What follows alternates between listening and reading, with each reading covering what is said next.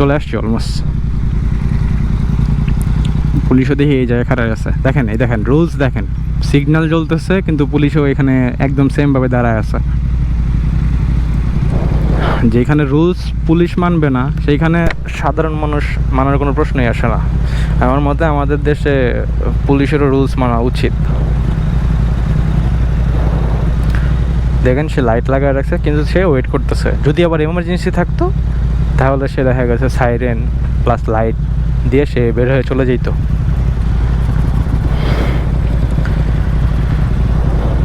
নিয়ম হচ্ছে দাগের পেছনে দাঁড়ানো, কিন্তু রাইডাররা বেশিরভাগই ক্ষেত্রে দাগের সামনেই দাঁড়ায়।